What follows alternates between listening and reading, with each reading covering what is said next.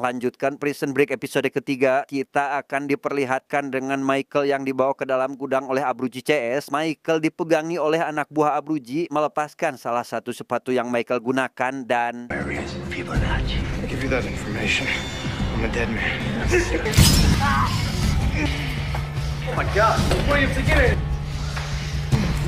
Ya, Michael dengan cepat kehilangan 2 jari kakinya dan langsung dibawa ke rumah sakit. Sarah yang menangani Michael bertanya terkait apa yang terjadi, namun bukannya menjawab, Michael hanya bisa menangisi kehilangan jarinya itu, sehingga Sarah bertanya kepada Bellick dan lagi-lagi mendapat jawaban yang tidak memuaskan. Perhaps you'd be good enough to enlighten me. Well, there's a pair of gardening shears left on the floor of the shed. Evidently he stepped on them. Let's go.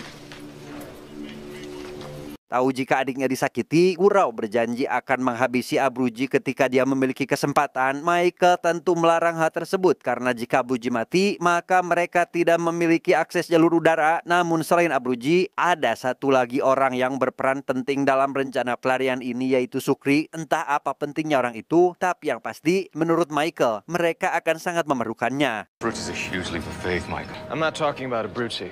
Sucre? You can't be serious. The guy's a thief, Michael. He can't be trusted. I have to trust him because he's my cellmate.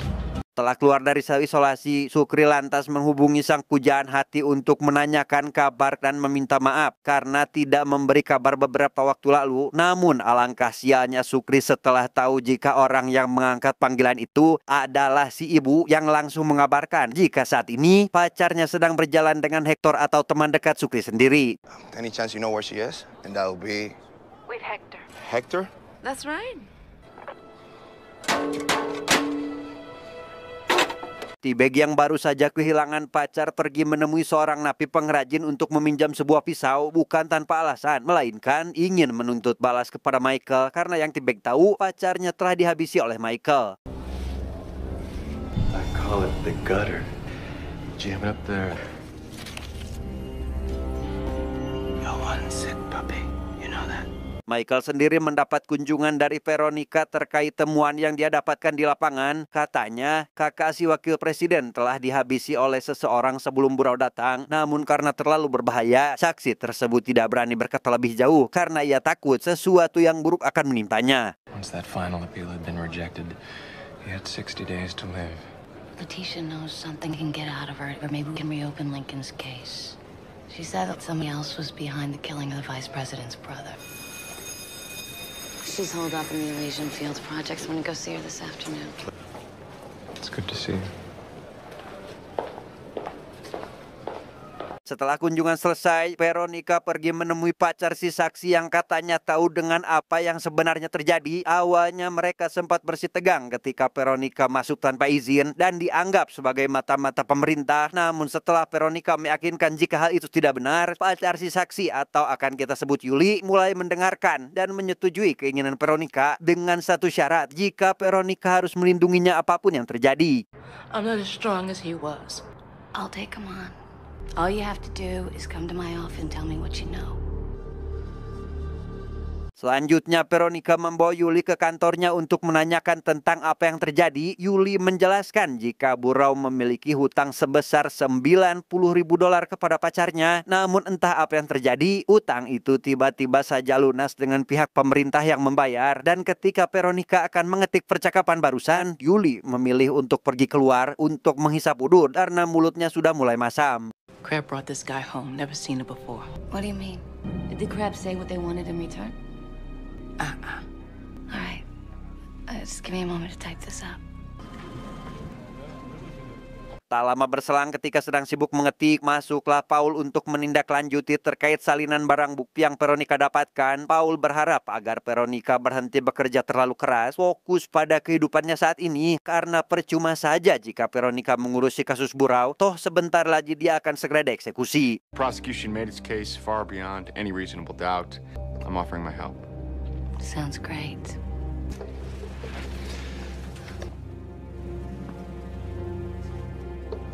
Setelah Paul pergi, Veronica tidak dapat menemukan Yuli dimanapun. Tentu ia segera mencari di mana keberadaan Yuli saat ini. Namun pencarian itu langsung Veronica hentikan tepat setelah dia mendapatkan panggilan dari tunangannya yang saat ini sedang sibuk mengurusi resepsi pernikahan mereka.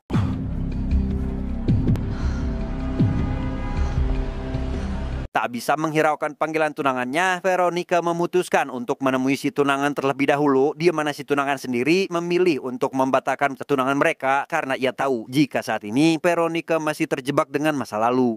You want to get married? Or not? I don't know. Wonderful. Maybe we could postpone it. Then I want to cancel it. I'm sorry. Ketika sedang bekerja, Sukri tak sengaja melihat Michael menyembunyikan sebuah handphone dan merasa antusias karena ada kalanya bisa meminjam HP itu tanpa sadar jika itu semua merupakan sebuah jebakan yang telah Michael persiapkan karena Burau langsung melaporkan kepada Bellic jika Sukri lah orang yang membawa handphone tersebut.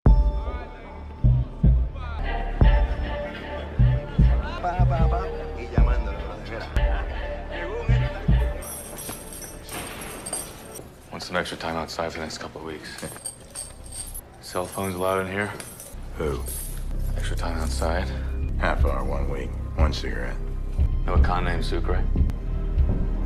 Sukri langsung dipanggil saat itu juga. Di sana Bellic meminta Supri untuk jujur terkait apakah dia membawa ponsel atau tidak, dan jika berbohong maka Supri akan kehilangan hak khususnya yaitu kunjungan suami istri. I won't.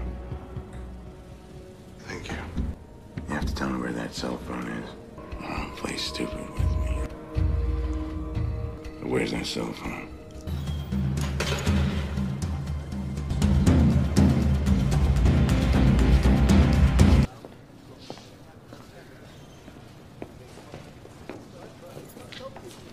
John Abruzzi mendapat kunjungan dari mitranya untuk menanyakan terkait apakah Abruzzi sudah menemukan Fibonacci atau belum, karena jika masih belum menemukan orang itu, bukan Abruzzi yang akan menerima akibatnya, melainkan kedua anak dan istrinya yang berada di luar penjara. Did he tell you what Fibonacci is? This is? Yeah, you won't crack. Perhaps you should consider using a different methodology than John. That I would get things done. Sukri yang merasa dipermainkan karena telepon yang Michael sembunyikan ternyata adalah sabun tentu sangat marah. Bahkan ketika Michael mengajaknya untuk melarikan diri, Sukri langsung menolak dan memilih untuk pindah sel bukan tanpa alasan. Jika tetap bersikap baik, Sukri bisa bebas dari penjara dan menjalani kehidupan normal seperti biasa dan menikah dengan pacarnya tanpa takut dikejar oleh polisi. I had to test you. See if you could keep it secret. You want a secret? You dig in my cell while I'm there, and I'm gonna split your wig. Ketika T-Bag akan melancarkan aksinya untuk menghabisi Michael, di sanalah Abruzzi langsung bertindak dengan menghentikannya. Namun sebelum itu, Abruzzi membuat sebuah skema dengan seolah berkomplot dengan T-Bag, kemudian menyuruh anak buahnya untuk membawa Michael ke gudang, dan ketika T-Bag akan menghabisinya, tiba-tiba Once and for all. sementara T-Bag dipukuli, Michael kembali dibawa oleh Abruzzi untuk melanjutkan percakapan tentang Fibonacci. Namun di sana Michael menyebutkan tentang sebuah pertukaran, yaitu Michael akan memberikan Fibonacci dan sebagai imbalannya Abruzzi harus menyiapkan sebuah pesawat karena Michael berencana akan melarikan diri. What do you need a plane for? I help you, man. You know that, don't you? I do. You just gotta know the exact date and time. Testifies in 1 month. Then we'll be out in plenty of time. Meski tanpa Sukri, Michael tetap dengan rencananya untuk melarikan diri. Namun baru saja akan bekerja, ia malah diganggu oleh Bellic yang mengirimkan teman sekamar lain dengan nama panggilan si Kusut. Dan kenapa disebut Kusut? Rupanya orang itu adalah napi dari rumah sakit jiwa. Entah apa alasan Bellic memasangkannya dengan Michael, tapi yang pasti Bellic sangat tidak menyukai Michael sejak pertama mereka bertemu.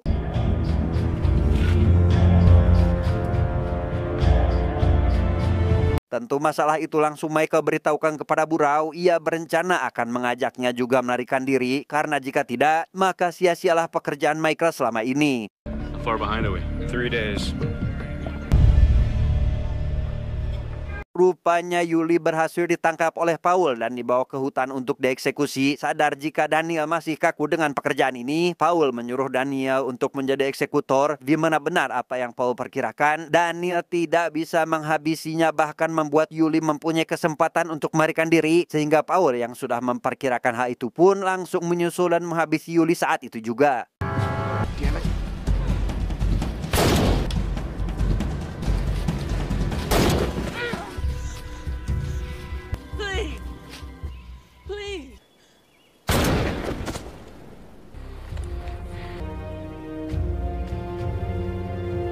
Ketika sedang tertidur, Burrow dibangunkan paksa oleh para sipir dan tanpa aba-aba, ia dibawa langsung ke ruang eksekusi, didudukan di atas kursi, dan ketika akan dieksekusi, ternyata... Please. Ellie.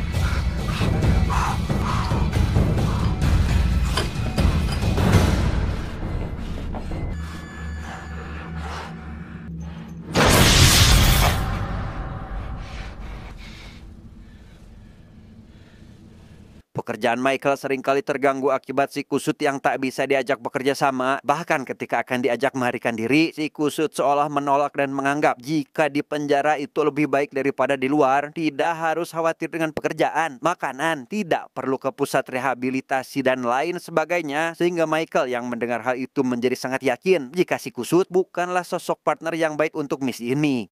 If what? Your tattoos. Ketika sedang berbicara itulah, si kusut menyadari jika tato Michael adalah semacam labirin. Namun ketika akan membongkarnya, petugas rumah sakit jiwa keburu datang untuk memberikan obat pada si kusut. Dan rupanya, obat yang si kusut konsumsi tidak benar-benar ia telan. Karena si kusut sadar jika obat itulah yang membuat dia menjadi gila. You know, maybe they give you those things for a reason. To keep me dull. Melihat Michael seperti banyak pikiran, Abruzzi bertanya apakah dia bisa membantunya atau tidak. Namun setelah tahu jika si kusutlah yang menjadi masalah, Abruzzi seolah tidak peduli dan meminta agar Michael segera menyelesaikan masalahnya. That's a problem. He doesn't sleep. I don't. You made me a promise. You said that we were gonna get out of here. So you better take care of your business. Have a nice day.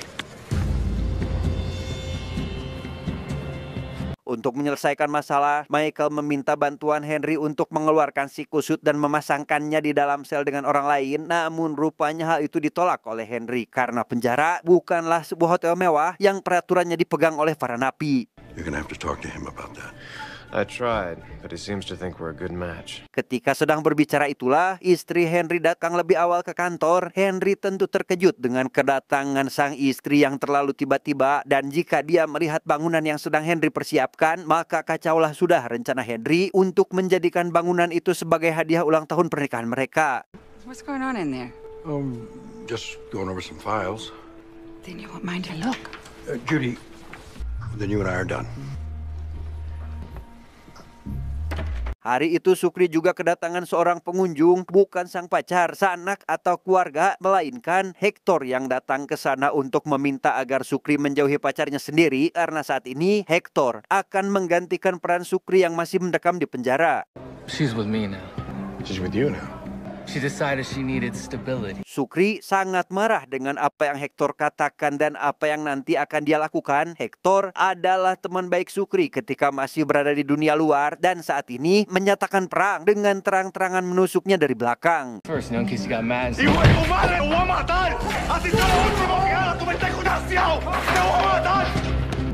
just proved my point.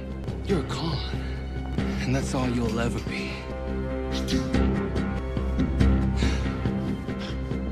Setelah kunjungan itu, Sukri langsung menghubungi pacarnya yang mulai saat ini akan kita sebut namanya bernama Marie Cruz atau Mary. Dan setelah tersambung, Sukri malah dimarahi oleh Mary karena menurut gosip yang dia dengar dari Hector, bahwasannya Sukri dikunjungi oleh sang mantan sampai lupa memberikan kabar. Namun yang lebih parahnya lagi adalah Mary menginginkan sebuah pernikahan yang nyata, menggendong bayi dan hidup bahagia menjadi seorang istri dan ibu dari orang yang dicintainya. Namun karena Sukri berada di penjara, tentu bukan Sukrilah orang yang Mary maksud saat ini. I can't wait 10 years, baby. Baby, I can't wait that long. I'm gonna be out in 16 months. I'm sorry, I gotta go. Ketika Michael sedang mencari beberapa obat keperluannya, Bellick keburu datang membuat Michael hanya bisa mengambil sedikit dari jumlah yang seharusnya. Apalagi perlakuan Bellick yang tidak manusiawi dengan menginjak kaki Michael yang saat ini sedang terluka.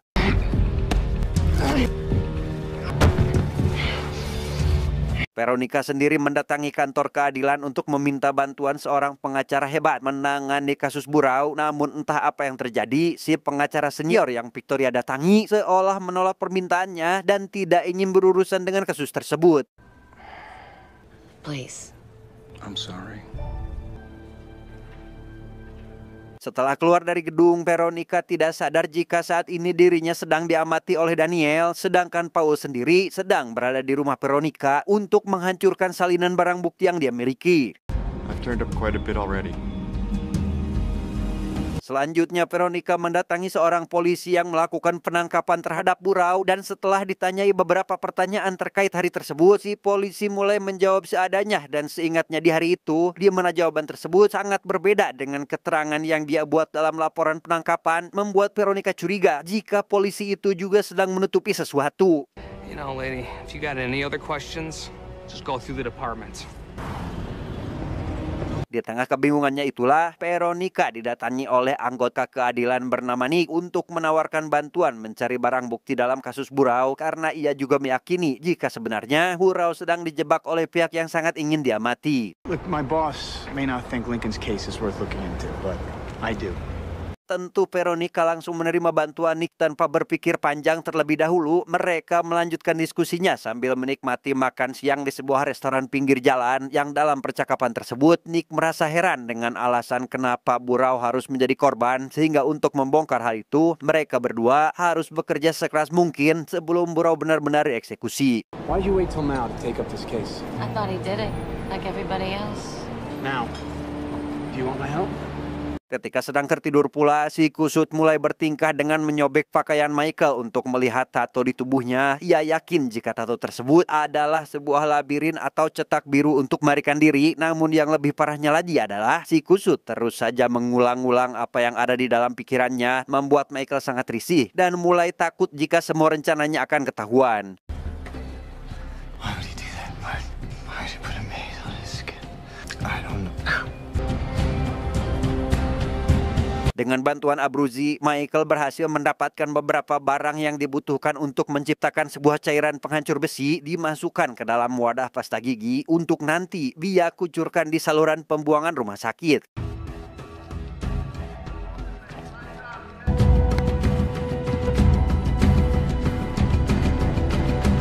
Sejak mengetahui makna tato di dalam tubuh Michael, si kusut terus saja ngincintil dan memperhatikan sekaligus menggambar ulang dalam bukunya yang selalu dia bawa. Dan bertepatan dengan itu, Michael didatangi Supri yang saat itu sedang dirundung masalah dari Hector dan Mary, sehingga dia langsung membulatkan tekad untuk melarikan diri dari sana. But you're gonna do something about it, right? You're gonna get rid of it. I'll do what's necessary. You're my boy. So how you gonna do it? Someone's gonna get hurt. Entah mendapatkan informasi dari mana, Paul dan Daniel menghubungi wakil presiden dan mengabarkan terkait adik Burau yang dipenjara yang sama dengan sang kakak, di mana si wakil menyimpulkan jika hal itu merupakan kesengajaan. Michael tentu punya rencana untuk membawa kakaknya pergi, sehingga si wakil langsung memerintahkan mereka berdua untuk mengatasi Michael terlebih dahulu. How'd we miss this, guys? Brothers are incarcerated together all over the country. Move on the younger brother. Alangkah terkejutnya Michael ketika mendapati si kusut menggambar seluruh tato yang ada di tubuhnya dalam beberapa lembar kertas, di mana Michael yang tidak mau rencananya terbongkar tentu memilih untuk mengeluarkan si kusut secara paksa dengan cara seperti ini. Officer! What the hell's the problem down here? Open up on 40. He's got the pathway. That's your pathway to hell! Setelah si kusut dikeluarkan, Michael kembali dipersatukan dengan Sukli seperti sebelumnya, dan ketika mendapatkan perawatan di penjara, ia langsung mengucurkan cairan yang sudah dipersiapkan ke dalam saluran pembuangan tepat di waktu sebelum Sarah datang untuk merawatnya. How you feeling today? We're good.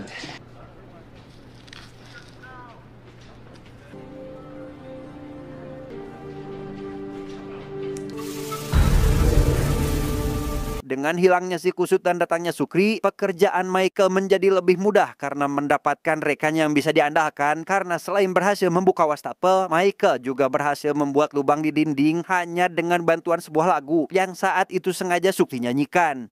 Como una promesa eres tú, como una sonrisa eres tú, sí, así es tú.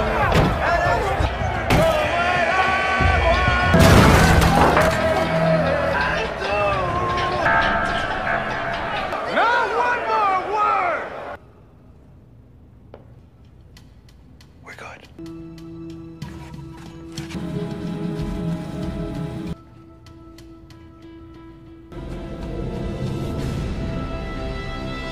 Sementara itu, Veronica bersama Nick pergi menemui Burau untuk meminta keterangan terkait yang terjadi waktu itu. Burau bercerita jika dia ditugaskan untuk membawa uang dari seorang kartel dan setelah mengambil uang itu, utang sebesar $90.000 akan dianggap lunas tanpa ada ini itu lagi. Namun sesampainya di TKP, dia malah mendapati mayat kakak dari wakil presiden. Sehingga melihat hal itu, Burau langsung membuang senjatanya dan pulang ke apartemennya saat itu juga. Dump the gun. Where? Storm drain. Here in Wells. All right, what do you do after that? You go back to your apartment? Baru 1 menit berada di apartemen, polisi langsung mendobrak pintu seolah ini semua sudah direncanakan. Namun ada keanehan lain terkait celana Burau yang dipenuhi darah si mayat membuat Michael semakin tidak punya alasan untuk mengelak dari tuduhan ini. The pants, the ones with Stedman's blood on them. Fine, my hands were wet after splashing water on my face. Dan untuk senjata yang dipenuhi sidik jari Michael, rupanya hal itu juga sudah direncanakan dengan matang karena rupanya sebelum beraksi, Michael disuruh untuk meraba-raba senjatanya terlebih dahulu sehingga sangat mudah bagi oknum atau si penjebak untuk mendapatkan senjata dengan sidik jari milik Michael. He coerces you into doing this all to clear a $90,000 debt. Di tempat lain terlihat Daniel sedang gundah gulana efek dari pekerjaannya yang di tengah kegundahannya itu, Paul datang berkunjung untuk memberikan sebuah kabar gembira yang tiada lain berkas pemindahan Michael sehingga dengan kata lain tidak perlu lagi mengurusi masalah si Michael ini. Have a good night.